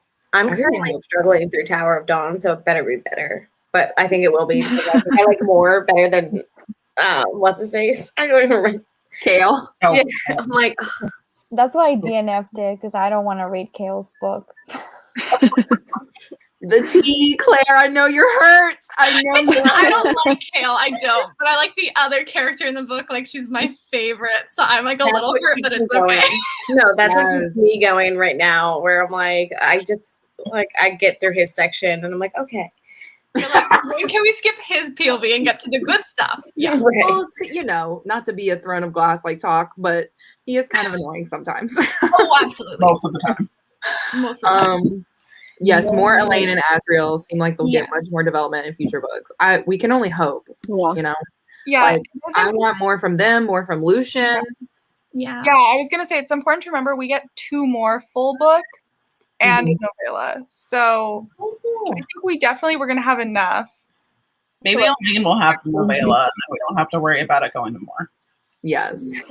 And like we kind of mentioned this earlier, but I'm very interested. Like if Lucian starts getting feelings for I forget her name, the queen, the human queen. Blossom. Yeah. And Elaine starts getting jealous because of this mating bond. Like that's honestly, I know nobody wants to see that, but I do. I do. I really do. See, I want the two genders together. that. It'd be powerful. I Yeah. want Yeah. to see that. Yes. It was Amber Okay, who said, so- but I could be wrong. Like the whole thing where like, what if Lucian gets Helian's powers? Like, Y'all see that work. level up my baby Very Lucian. sad if please. Helian dies because I love him. Like, he is great. But like, if that works out because he's Helian's kid, like I could see that working out too. I don't know. Vasa would be great too. She's at least done something. That's what I want to happen. I just want him to be the High Lord and then for Elaine to go and live with him because it just makes so much sense for her to not be in the Night Court. Like she doesn't belong there. She won't be. She won't be. Even in Silver Flames, when they're like under the mountain or whatever, like every time she's mentioned in the Night Court, they're just like, she just looks so out of place. She just looks. I know. Sarah is not subtle. And then like another interesting thing too, which is why I think that Nesta could be the High Queen, is that even when Nesta's wearing like Night Court black or whatever, she never looks like she fits into the Night Court. She just looks good. And she looks like she is like worldly. You know, like Nesta's so like just powerful. Whereas Feyre looks like she belongs there. And then Elaine just looks like she totally does not belong at all. So I don't know. I just think she's doing something. So wait, do we think that Sarah J. Maas is going to do the High Queen, High King thing? No. I hope not. I hope not, but I don't know why else she would introduce it. You know? Right. Like she's got to have a Someone plan tries for to it. go for it. I think she will, but I don't think it will be Rhys because it doesn't seem like something Rhys would want based on his He entire said that, didn't he? arc. And Yeah, even said she that wouldn't do it. What if it's Tamlin and that's the thing? Like, No. you know how Amryn was like, well, if you don't take it, they're going to offer it to somebody else. I was like, I guarantee you it's going to be like offered to like Eris or Tamlin. And then they're going to have to go like try to get the other courts to turn on that person because they're terrible. Yeah. Okay, I could see Eris. For it to work. I'm sorry? I feel like if they're gonna do the High King, High Queen, there needs to be more books for that to like play out. Like There's gonna be a And I wasn't here for their baby. And She created 3 things. There are 3 of them that are Illyrian Valkyries. I think the 3 of them are going to do something cool with all of the 3 things that she claimed the High King would have. Oh. point. Wait, go back. Okay, hold on. For the people who aren't as fast as you, what are you talking about? So when Nesta makes those 3 weapons, Yes. and then the dude brings them to Rhys, and Amryn's like, these are powerful. High King, you. I don't know. I just think because it's 3, and there's the 3 of them that now have like past Illyrian training, but they're also Valkyrie. I see it happening. Honestly, I really like. I mentioned this too, but so Emery and her wings. There was a vague mention of maybe going to the Dawn Court and getting her wings repaired. Is that good, or do we want her to stay as she is? I'm torn. I mean, like, I feel like if she had a desire to fly, like, I could be remembering this wrong, but I feel like in ACOSF, she, like, mentioned something to Cassian about, like, there isn't a day that goes by that I don't, like, miss flying. Like, if she wants it, then fine, because she's overcome the trauma that was, like, associated with it. If she doesn't and she's fine, like, I'm good with that either way. Yeah, I think she's proven to herself that she is strong with or without them. And I think that's like the important thing was in this book, she didn't have those to use as a crutch. Mhm. And she was able, like with her friends, to work through her trauma and to like go through the rite together and to like come out on top of that without being able to fly. Like, that's huge. So yeah, I'm kind of in the same boat. Like if she does it, I'll be like, oh yay, happy for you. But I'm also okay with that not happening and like just having her continue to be a strong person, even though she's lost this ability that like Illyrians are supposed to have. Like she's still strong with or without that. Well, love that. I think I keep thinking about it because they keep mentioning how it's an important part for Illyrians. Like to have their wings. And every time, Cassian's got his wings shredded up, we've all been like, is he going to be okay? And I think that's why I keep going through. I'm like, does she really want it? I need to know. Like, does she want to be fixed? Right. I mean, they're so important that Nesta had to magically change Feyre's womb. Yeah. Oh, man. That whole plot, guys. I don't know about it. See, I think that's sorry. You go ahead. I was gonna say, I feel like that's another reason that we can just confirm Azriel is not a thing. That's what I was gonna say. Elaine. Yeah, she was Elaine like, "Oh, could I never." changed mine and I changed Feyre's, and no mention of Elaine." I and caught she that definitely too. would have If they were. I didn't even think about that. I didn't even think Elaine, about would that. die. Yeah. They just Elaine said, can't have Elaine's not Illyrian kids, and so, but Gwen is like part water nymph, and her bones bend, so they go. It works. Yeah. They don't have to worry about Gwen dying. They bend. She already has that. She's got it unlocked. She's good. That's exactly what I was gonna say. Was that they didn't change Elaine's structure, so Professional notes here. Like, Yeah, we 100%. noticed. only. Yeah, I mean, I think that's the one thing with Sarah J. Maas. You can always kind of, I know she did pull a 180 with some love interests that we'll never get over and we're all scarred from. But I think she does do a good job of kind of setting things up so that if you do notice these little breadcrumbs, you're like, okay, I think I know what's going to happen. I don't know how it's going to happen, but I think, like, kind of like M with her theory on the Sleeping Beauty. You're picking up on things that only a professional level, like FBI agent, would get. So, To be fair, most of the Sleeping Beauty thing I found on Twitter, but the Twitter thread was to prove that Elaine and Az would end up together. And I've taken it to not be that because every evidence that they use points to her like at the day court, and I was like, literally, Lucian. I'm just saying FBI. But yeah, anyway, just thoughts that I have. Okay, so what do we think about the extra chapters in this book? So obviously there's the Feyre and That recent one was irrelevant. Irrelevant? Feyre Yeah. and recent, yeah. I didn't need that. What was the reason? I literally It read was it just- before this live show. What's the reason? Right. Like what's the point of the last name? Is that important? Do I not know about that? It's because I read the a fandom theory. was asking her, and she's like, "Oh yeah, Reese has a last name, but like I'm not gonna tell you." So it was just literally for her to be like, "Oh yeah, Reese totally has a last name, but I'm not gonna tell you still." I've seen something, and I will say this and not go into detail about it because I don't want to spoil for people that haven't read Throne of Glass, but I've heard that it might be a connection to Throne of Glass. Which What? What? Slide into my DMs and explain this to me because I need to I know. need a TED Talk immediately. can give. That's all Yeah. I've heard. But like, imagine if it was like a really important person's last name and he's like their family. There is a theory that like all three books, like something about there's like layers, and like one layer is Crescent City, and one layer is 100%. and one layer is Aurelia. So yeah, that. But then he would have to like have had a family member that like moved through a word gate and stayed. Mm-hmm. Yeah. I don't know. That would Which could be possible. I mean, like, where's Amryn from? You know, like, where did what is his name? The Bone Carver. Like, where did he come from? You know what I mean? And I feel as though in Throne of Glass, everything is a little more ancient. I don't want to.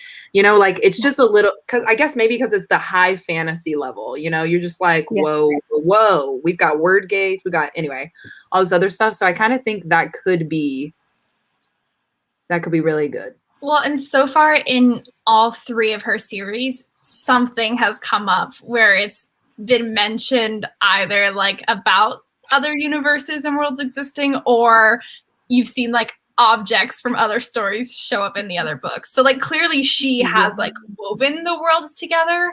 I'm just interested to see if she's like, I'm just gonna leave it at that. This is the Sarah J. Maas universe, or if like she's actually gonna somehow like connect stories. I really don't know what she's planning on doing with that. I think she could, and I think she set it up even more in Silver Flames because she mentioned several times how Reese is like studying different worlds or whatever, and how there's a dozen different ones. I don't know. So she keeps bringing it up, and like Crescent City, if you've read it, it's also brought up pretty clearly as well. Yeah, I think she would want to, but she'd have to be careful to not have it just be like fan food of a crossover. You know, like there's a crossover of your 2 favorites. That's it. It's not anything for the plot. So you have to fully develop it into whatever book she puts it in, or it's going to be pretty trivial, I think. And I think that would be an interesting way to kind of like give Reese something to do, where it's like, yes, you know they're gonna have a baby, but like I have no desire to read about them like being new parents. I have no desire. And like depending on what's happening, it's like, okay, so like Reese and Fair like have reached this point in their lives. What are they doing? Are they just ruling the night court, or like they trying to become High King and Queen? Are they trying to like investigate more about his last name and like some of his connections? Like I feel like that would be way more interesting for me as a reader than at least like little toddler baby. I think you hit the nail on the head with that, actually. Like the fact that he has been researching these kind of other worlds, and the fact that he knows like, okay, the bone carver is not from here, you know, like where did you get this information from? Like who told you about this? Your dad? Did your dad know about this, or your mom? What's happening? You know what I mean? Like how do you know? You know, so we don't really know that much about his background, and maybe that was kind of the breadcrumb that she was leaving for us. Like she was like, I'm not going to tell you what the last name is, but it is important because of what's coming, you know, what will be. If it's not cool like that, and she's just not telling his last name for no good reason, I'm going to be really annoyed. Yeah, that seems not nice. That seems like a not nice thing to do. I heard her say in like a live that she wanted to keep it to herself for a little bit, but she would say it eventually. The Portuguese fandom like has a joke that it's De Silva, like it's just like a really common last name, and so I thought that's really funny. But can I ask y'all like how, just to go back to like Holly saying she has no interest in them like parenting, which I agree with, like how you feel about the fact that she had a baby so quickly after like in ACOMAF, she's like, you know, I want to take time because we have it to, you know, get to spend time and go on adventures with you, and then like a very quick about face.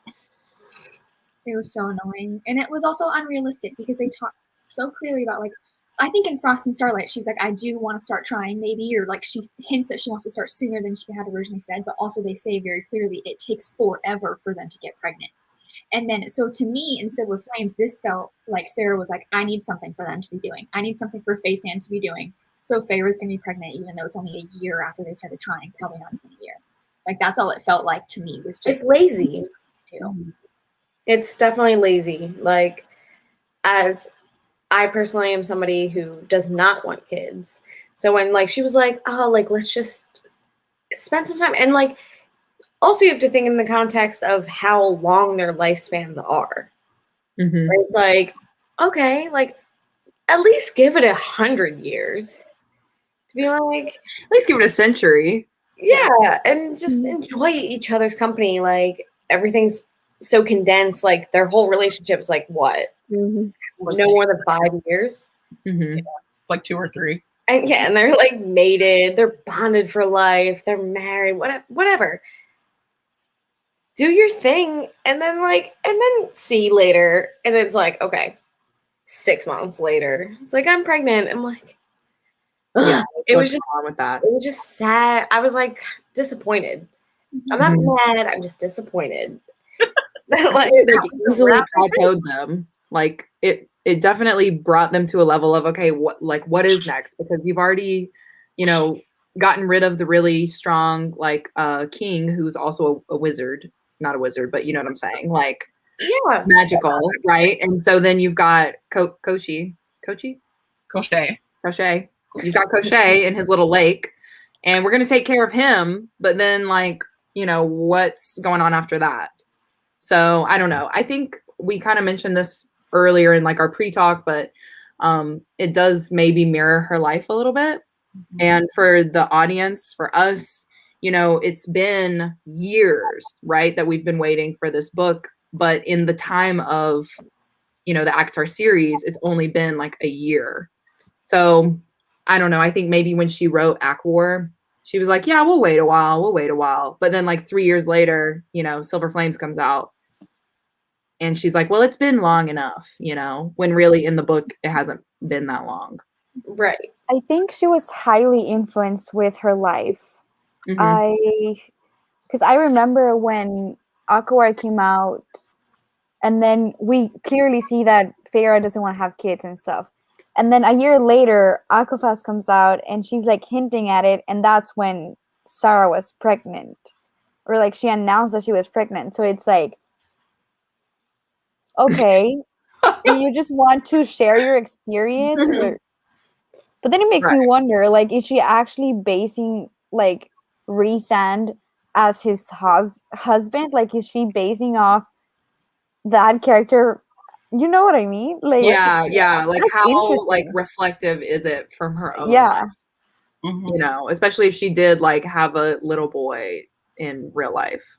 And they hinted it heavily with the whole when she goes to see the bone carver and she sees the son. I was like, I knew it was coming. I'm not gonna lie, I liked that part. I really liked that part. I really did but I did think it was coming way later, maybe at the end of the series almost, because once you have a kid, not that I have kids, but once you have a kid, I feel like your life revolves around them. Your life. You're literally their parent.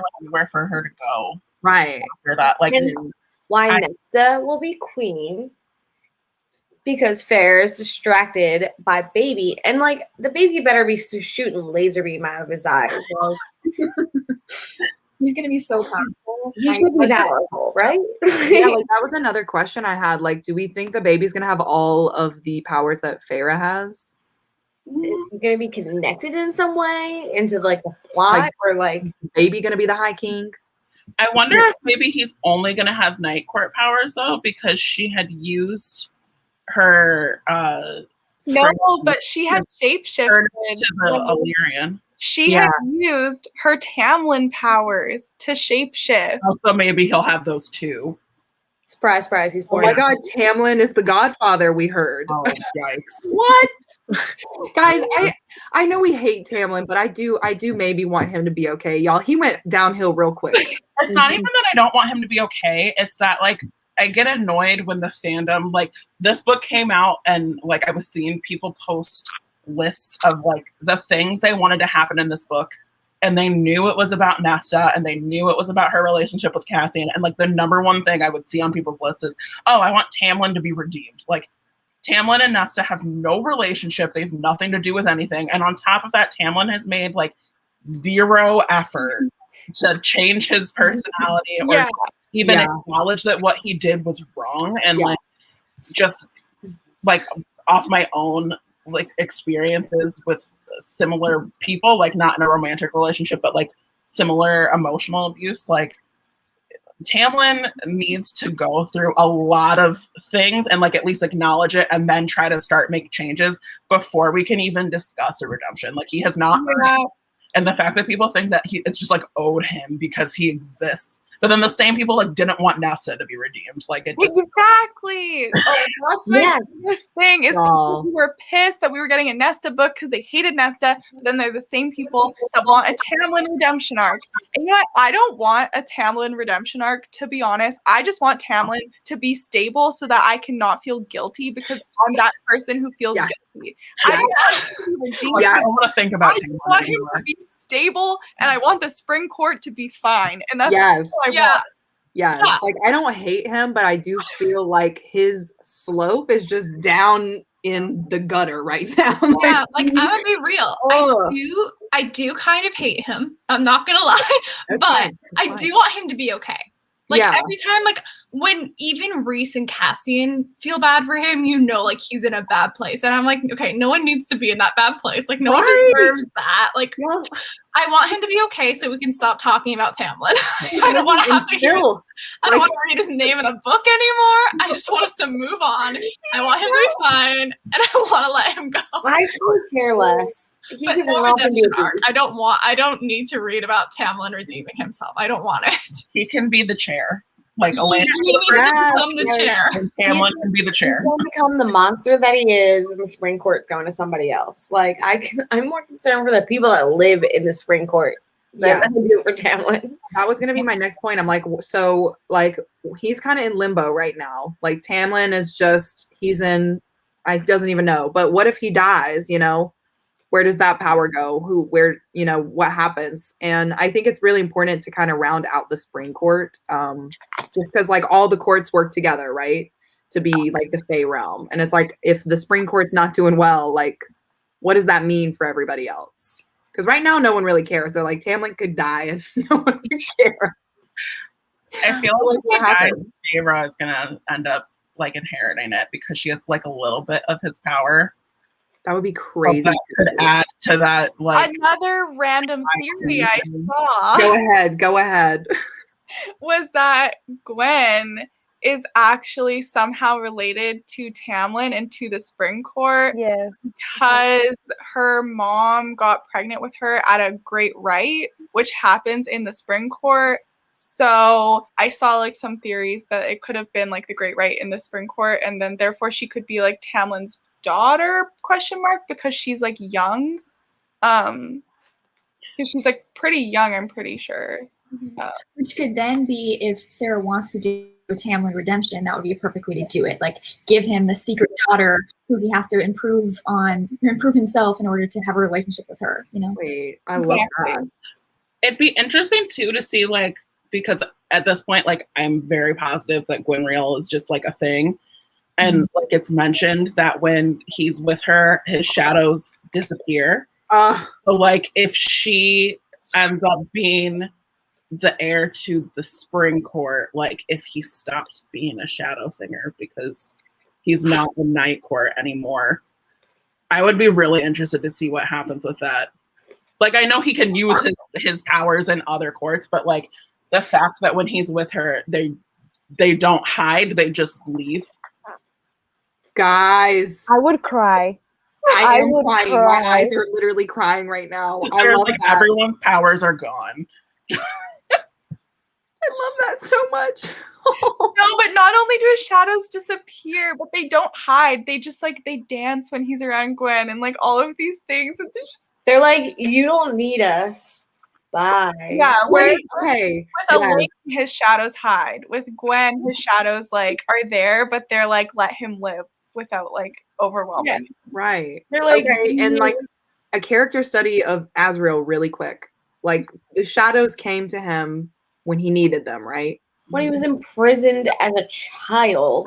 Right. So as he gets older, you know, he's so used to them because he feels like they're kind of a crutch, one could say, right? And he still has this trauma that he hasn't dealt with. So as he kind of faces that, or in another way, you know, becomes a better person, like with Gwen, or, you know, fixes himself with Gwen, what if these shadows just, as you said, disappear without them, you know? Does he need them? Writing Sarah's book for her. I mean, we got this. I I love that this is the Silver Flames live show. We ended up just talking about theories. Yeah. Theories.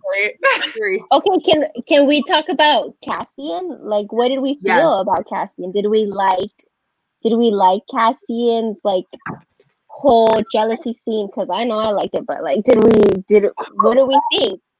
I loved him so much that I bought fan art. Like, I'm still looking for mine. So I didn't do that for Recent, and Recent is like my #1 book boyfriend. But Cassian just like he could push me against the wall. Like, I'm down for it. Please, I love him. Please, punch me in the face. Like same thing. The same thing. I really liked the jealousy scene, guys. I really liked it because at that point, yes, and like honestly, there was a moment when I was like, maybe Eris is about to take her, and maybe they will have to get married. You know, I was like, wait, whoa, you know. And then Cassian steps in, and he's like, "Excuse me, I can't dance, but guess what? This is my bee." And he just does the best he can, y'all, and that is more important to me than being like the perfect like king or like the perfect, you know, whatever. Like, I will take the bastard born man who cannot dance but tries. He is there for me. Okay. Okay, this ties back into how like Moore wasn't in the book. Moore's the one who taught him. I know. So obviously Moore was Team Nesta Cassian because she taught him how to dance and did all of these private lessons, even though she was so busy because he wanted to impress Nesta. And I was gonna say that earlier when we were talking about Moore. I was like, that scene where like he's like, "Thanks for the dancing lessons." I screamed. I was like, I love their friendship. I love that she supports this. I think it also speaks to the fact that Cassian knew from the beginning that Nesta was his mate, you know, because it kind of goes all together. Like, he knows this is important. He knows he loves her at this point, whatever. And he's like, "Look, Moore, you're my best friend. This person is important to me. If she marries Eris, our arch nemesis, I'm gonna die. So I need dancing lessons." Like, love him. I love Moore him. is like, "Yes, I'm here for you." That almost makes me wonder if she's less Team Nessian as more like she just doesn't want Eris to be happy. Although the whole book, Eris was like, she knows the truth, and like, she mentions in ACOSF that she knows that Eris like. She knows that what happened was what had to happen. She says that in ACOSF when it's her POV. Right. But no, I just saw that as like, she has no lingering feelings for Cassian. There was never, not even lingering, there was never feelings there between them. And I just thought that this book really proved that she's just Team Cassian. And like, she wants him to be happy because she loves him. And like, that's the end of it. Yes. Yeah, honestly, I'm more worried about Azriel because he's still like, in this book, I even was hinted to that he's still in love with her. And I'm like, Azriel, you need to talk to her. You guys need to talk because it's a communication issue at this point. Like, if she hasn't told you her like deep, dark secret, like, are you guys really friends? I need to know. I almost wonder though if Az like doesn't know what the feeling of being in love is more than just like infatuation, because I'm like, okay, he's in love with Moore and he's also in love with Elaine, and it's just like, okay, well, one is not interested in you and the other one is furniture. Like, you need an actual relationship. Right. Like the immaturity point. I'm done. Just to quickly answer Osiris's question too, like prior to this, I was like, Reese is like my favorite, Az would be my next favorite. Like, as much as I love Reese, I know like if it was a my situation thing, like Reese is too outgoing for me, I'd probably match more with Az. And like Cassian and I would have like a brother and sister relationship. And then I finished this book and I was like, okay, I get the appeal now. Like, I see it. It's there. We love him. He's just so sarcastic and so lovely. Perfect. Yes. Like, that's exactly what we as in me loves. So, Okay, so I have a really good question. I want to ask, because I've gotten this question a lot. After you read this book, you obviously feel slumpy. It's happened to a lot of people that I've talked to. It's a slumpy book, you know? You have like a bookish hangover. What book would you recommend that matches that energy? What book have you guys recommended? Like, hey, I just finished A Court of Silver Flames. What book do you recommend? what book will take that person out of that slump? So for me, like, I was new to Sarah J. Maas, so like I binge read the series in 5 days and then immediately started reading Throne of Glass for the first time. Mm-hmm. So that's for me, and it's like, it's not obviously quite the same because part of me is like, where's the smut? Mm-hmm. Mm-hmm. But I do enjoy the high fantasy aspect of those. So like, and it has that, like, obviously it's gonna have the same vibe, same voice. I really have been enjoying those. Or I've seen a lot of people recommend Addie LaRue, which is a very weird jump. But fantasy, if you're going for that, like, I would Right. I would recommend anything by Jennifer L. Armentrout. She is the queen of smut. She is the queen of everything. She is my queen. I love her. She's my favorite author, especially from Blood and Ash, the second book. The second one. It's better than I'm reading From Blood and Ash next month, y'all, for the first I time. haven't read it yet. Very excited. Christine. It is amazing. Like, so freaking good. I feel like there was a lot. We're breaking up. We're breaking up. Me and Nicole are breaking up. We're breaking up right now. Wait, From Blood and We're Ash. gonna break up. Sorry. Oh yeah, Cassie told me Sorry. yesterday from Blood and Ash because I've been struggling like to stay on a book. I haven't read it yet. But just to go off Holly, like I also started reading Throne of Glass, and like for personal reasons, I'm not finishing it. But if like you're looking for more of the fantasy rack and not so much like the romance rack, like my comfort favorite is Six of Crows, and that's about to be a Netflix series, so I would highly recommend. And then my new that's favorite, next. Just wait. like a new fantasy book that I've like really liked and would recommend is We Hunt the Flame by Hafsa Fazal. Like, really great. Yeah. I've heard that one. I've heard that one is really good. The Midnight Lie is great, and like no one's read it, so that makes me sad. The Midnight Lie? Or The Midnight Lie by Marie Rakowski, and that's a female romance. And then what was the other one? I like just had it in my head. It's All These Monsters. Okay, it is sci-fi, but it's like the action parts of this book. That one is by Amy Tintera, and I love it. And like no one has read it. And I need fan art of this series, so I need more people to read it. Yes. I read it last year, and I was like, oh, no one. I'm like in a lonely fan. It was like me and my friend Lindsay, and that's like it. To go on a different recommendation route, I've been in a huge fantasy slump since I finished this book. I do not want to read any other fantasy. I can't. I physically cannot. So I've been reading romance books for the past month. And I recommend the Off-Campus. Caesar, you're coming out in the by Elle Kennedy. The Off-Campus series that Nicole drew on FaceTime at 2 a.m. last night. She drew the house from the Off-Campus. This is the house. So we could compare. This is how I imagine it.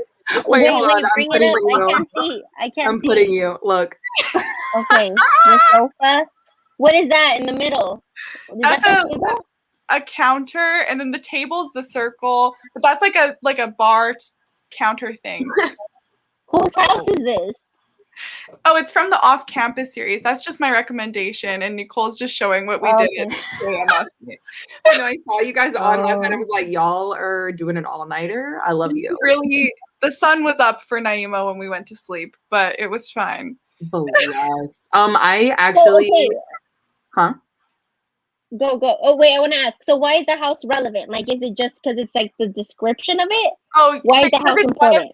It's one of those series that like it's just so good that like the descriptions were so clear in all of our heads that we had to draw the house to see if we it was pretty similar for all of us. So it's very well written if you like fun romance. Okay. Got it. I love that. I'm getting all these recs after the show. Just so y'all know, because I can't remember anything. Yeah, I am a goldfish. But I was gonna say I actually just finished At Your Age, Evie Brown. Me too. And that romance, y'all, it reminds me of this. There's not as much of it in that book because obviously it's like you could say it's a standalone without the other two Brown books. So it's got to build its own like story, but there are the smut scenes. I was like, oh my God, it's so crazy, but it's so good, y'all. It's so good. And then the other kind of rec that I was going to give, if you wanted to do more of like an action based kind of rec, this is not fantasy, it's actually sci-fi, but Red Rising. I don't know if anybody has ever read this before. Yes. Yes, We all know that it's a Hunger Games adult version, but y'all, I just finished Golden Sun, which is the second book in that series, and it had me thrown for a loop. I was like, what? This is the best thing I've ever read. Not like really, but it's really good. It's very good. Did you cry? I almost did, but then my stupid brain already knew what was going to happen. So that was on me, but no, don't tell me. Really was like the reveal, the twists, the action. Where is XYZ person? Who's dead? I don't know. My whole life was ruined. I cried in the beginning. I cried in the beginning of Red Rising. I was sobbing in the beginning of Red Rising. Yes. Tragic. Me too. So sad. I also got huge like Percy Jackson vibes from Red Rising. I was like, I was like, it's a combo of like Hunger Games, Percy Jackson, and then I think there was something else that I also was getting. But anyway, I advise that if you guys are into more of a action back, not romance. I think whenever somebody asks me for like a rec, I either recommend some like rom-com just because it's light. Or I recommend something really high fantasy because they probably want the high fantasy aspect. Mm-hmm. But I think after A Court of Silver Flames, I had to pick up I picked up an arc because I needed to like post a review. But I think if I wouldn't have picked that up, I wouldn't have read anything. It just leaves you in such a mood, you know, you just want more of them. Yeah. It leaves you in it's an incomparable mood. Yes. I have a friend who just read ACOTAR like for this book, right? And she's messaging me the whole time, and she was done with Silver Flames, and she's like, what do I do now? You know, do I start Throne of Glass, or like what do I do? And I was like, I'm gonna tell you, if you start Throne of Glass, first of all, love Throne of Glass. It's like one of my favorites. But it's not the same. And I don't think you're gonna get from Throne of Glass what you would get from Silver Flames. Right. Mm-hmm. But it is Sarah J. Maas, so it's a nice little like, you know. I've already wanted to reread the series, like, because I read this, I did Throne of Glass, and then I did Blood and Ash. Mm-hmm. And I read both books in that series, and I'm like, all right, now what? I'm like, well, maybe I'll just start from the beginning. Like, oh, sorry, I was just gonna say, have you read Ember in the Ashes? Have you read Ember in the Ashes? Mm-hmm. Okay. Yeah, I was like, that might be another comparable, maybe.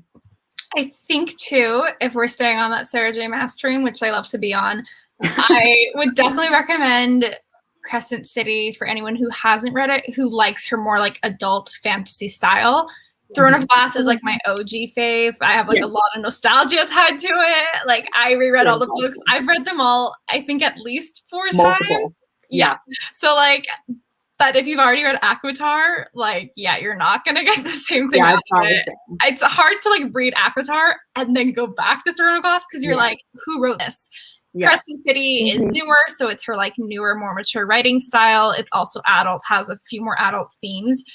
Definitely not as romance heavy as this book. So I would say if you're looking for, it's an urban fantasy with like a lot of action and a lot of twists and turns with a romantic element, but not with the romantic focus. It definitely is what you're looking for. Just order that one. So that's on the docket. And she said the sequel that she's working on right now is going to be like much more romance focused than the first one was. Like, even a romance mood, y'all. Yeah. Romance is alive for the masses. Yeah. Start again if you're upset. You're like, I finished Silver Flames, and now I'm gonna start the whole series over. Like, just yes, yeah. I read them so fast that I'm like, okay, now do I like tear them apart mentally. Yeah. And Like read go back and tab everything and annotate. Get tons of post-it notes. As that staples today. Yeah. Yeah, I just gave mine to my sister, and then a friend of mine also texted me and said she's reading it for the first time. So I'm like, I get to just like relive it through the two of you because they're like, oh, this is happening. And I'm like, but wait, so you get to book like 3 Yes. important. Like my That's friend kind of- asked me about the right, and I was like, remember that he said that he couldn't make like a choice, Farah, because it comes back in book 3 and he could have, and I was mad. Take Oh yeah. notes. Like- Take notes. I say Wow. that to Monique because she has never read any of. I mean, she's read Akhtar, but she hasn't read any of the other books. And she's kind of like, you know, going slowly through ACOMF. She like really doesn't want to read it. And I'm like, Monique, you don't even know what you're missing. Okay. But she's very much like, she doesn't like to read books that are hyped. Yeah. So I think maybe in like a month or two, she'll be like, fine, ACOMF it is. So do we have think after go. I think after reading A Court of Silver Flames, your standard for like Sarah J. Maas changes too. Like you want exactly sort of the same energy for all her future books. Yeah, Yes. definitely. Which is why I'm like, Throne of Glass might not be the best thing to go to just because it was like the first thing she ever wrote, right? So Yeah. she was young, She was really young. Yeah. She was in university, I think. Right. She was like putting the first 3 books online. Yes. And I'm like, it hurts my heart when people are like, yeah, Throne of Glass just like is not good. Da, da, da. And I'm like, but it is. She just was a baby, you know, like it's her first stuff. So I don't know. You got to take it for what it is. Yeah. It just takes like a little bit for it to hit its stride. Yes. For sure. First Yes. time I read it, I was like, like I hadn't read any of her stuff. So I was just like, I don't really get the hype. And then I read ACOTAR and was like, oh, okay. Like, this is better. And going back to Throne of Glass, like it kind of, the writing didn't start getting better until like book 4. Right. She definitely goes through a spirit of finding her voice for the class. Like now that I'm currently reading it, like I'm on Tower of Dawn, and it's not her problem, but like that one's difficult because I don't care. But like I can't remember the name of it even at this moment, but the last book, Kingdom of Ash. Oh yeah. Wait. Yeah. The one right before Tower of Dawn. Oh yes. Okay. Like, oh my God. I was just like, this is how you're gonna end this? Yeah. And you're ending it here. I was one of the few times I was like, all right, fuck this book. Like, I'm mad. And then I was like, and the next book is not even anything that like progresses that. I know. Like, I was like, you're giving me this tease where like, of course I'm gonna read it. Yeah. Because you want to keep up with it. And that's what happened when it came out. I remember feeling that same way. I was like, no one wants to read Tower of Dawn. Okay. But I was furious. We had to wait 2 years. The end of Empire Storms. And like, I can't even imagine at this point, like, where if I did 2 years, I'd be so mad. It was painful. It really was. And then she tells us she's giving us a Kale story. Yes. I struggle to finish this, and I'm like, if I finish this, I can have better. Yes, because Kingdom of Ash is definitely there. But that's also why I'm like, people who read Throne of Glass when it came out, we have like a kindred spirit. Like we are in the same group. Like we kind of went through something together. And like we understand each other. So that's where we're at. But yeah, so anyway, closing thoughts about A Court of Silver Flames. What do you guys think? I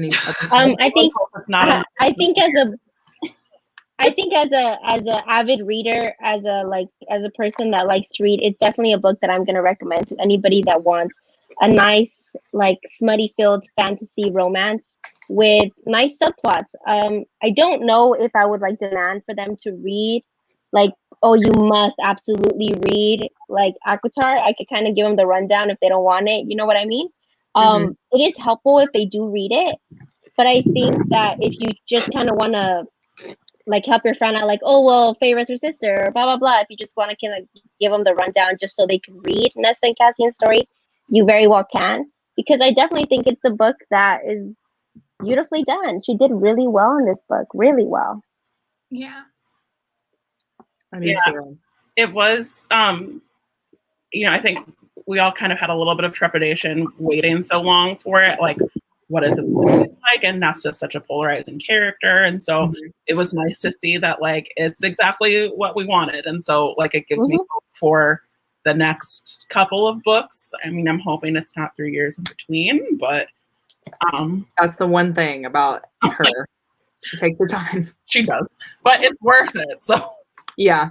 Yes, I'm ready to be a champion of the next couple of books, Like, I think this is, to me, her best one yet. And I'm trying to figure out if it's because of Nesta or if it actually is just, like, exactly what I wanted. I think maybe if there were more fantasy, like, action plot points, it would have been, like, the perfect book to me. Yeah, I agree. So once she kind of figures that out, to be like, hey, I can write a character-driven book, but also these amazing, like, action plot points. I think that's when I'll be like, Sarah J. Maas is my girl, Yeah, because I still love her, but it's not quite perfect yet. Yeah, I think it was just missing those more action scenes for me. Just as someone who isn't really a romance reader, like, I still loved the romance in this book, and I think my favorite thing about Sarah J. Maas as an author is her character arcs. Like, I am there for her cast of character and the character arcs and, like, the side characters when they get their stories. It's just so meaningful when, like, the way she writes it. But yeah, it was just those action scenes, like Urid. I was like, yes, this is what I've been waiting for. And I just felt like I didn't have enough of the more, like, fantastical elements. Yeah, just kind of, like, woven into it, Yeah. So, I'm interested to see how she ends it. Like, will it ever end? Will it? Because, like, we have 3 publications that are supposed to, like, I'm like, where's it gonna go? Do you have enough time? And what's the ending gonna look like? Especially if it is closely based on, like, her life, and she sees herself as Feyre. It's like Feyre and Rhysand, like, they may just exist forever. She might go, like, 5 years without doing another book and then be like, okay, because these characters don't age. No one needs to see that. Like, I want it to end on a note where it's like, even though these characters have the long lifespan, you just want to end it and be like, that's it. Like, goodbye. See ya. Have a good ending, yeah. And that's like the tough part. And I feel like that's going to be a lot of pressure for her. Yeah. To say goodbye. I agree. But that also might be why she interweaves all of these worlds together, So you can kind of, you might not be getting a new book, but you might be getting that same world that you love within another story. Yeah. So, and I think that is what she's trying to do, because obviously Throne of Glass was, like, her baby, right? And then she started writing ACOTAR, and she was like, all right, Throne of Glass has to end, but here are these breadcrumbs for you FBI agents. So, you crazy people. Yes, which I love. I'm like, yes, give me all the theories. I live for it. Yes, I'm, like, here for that. I even followed a Reddit page just to check. Like, I was like, Reddit is the source of it all. I need the underground info. So that's where I'm at. All right. Well, any other, like, closing thoughts, questions, comments, concerns? Cassian is better than Rhysand. Listen, I've been saying it since I was 15. Agree to disagree. Yes. I used to get shade thrown at me for that. Yeah. I mean, I hope I don't, like, come off the wrong way, Osiris, but I feel like because you haven't read the other 4 books, like, you don't have the same Rhysand that You're right. You will have R-rated Rhysand. Right. You know what I mean? Like, the Rhysand fans have had 4 books to be like, but he grew and, like, there's this. You're right. I need to give it another try. Okay. I just can't. Like, I can't. I have a little tab where I left off, and I try to pick it up again, and I'm like, no. See, but now you know Tamlin's terrible, and you can go in with that knowledge. Terrible. Honestly, You're right. like, you know what?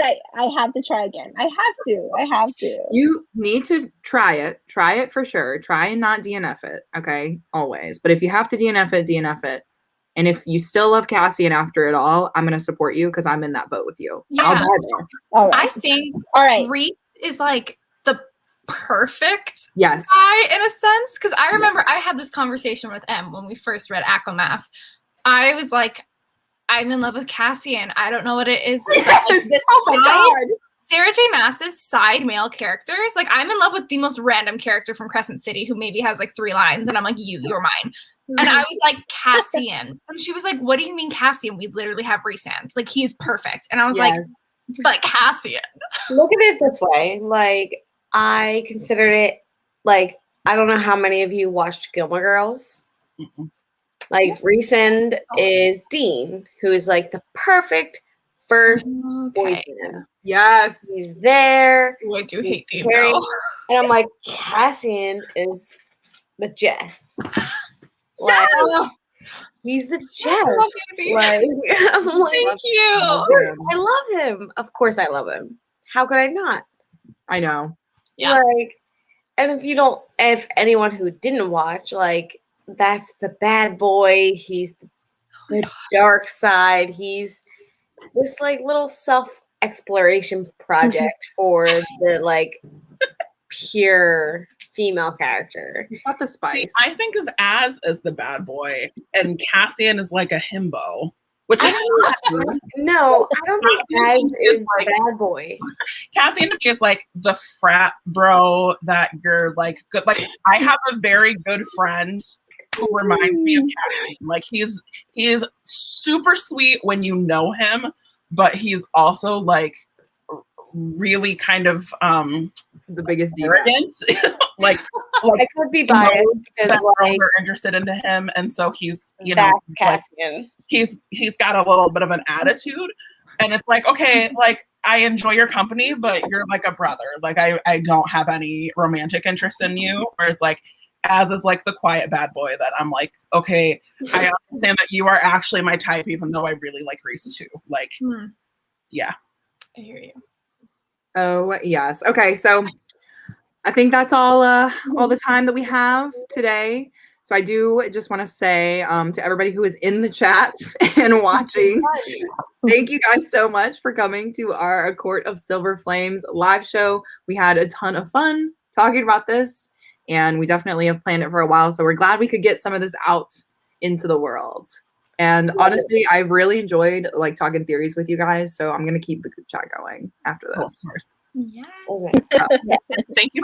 Thank you guys so much. Thank you guys. Thank you so much. Thank you. Yes, and we're gonna end it here. So thank you and bye-bye, everybody.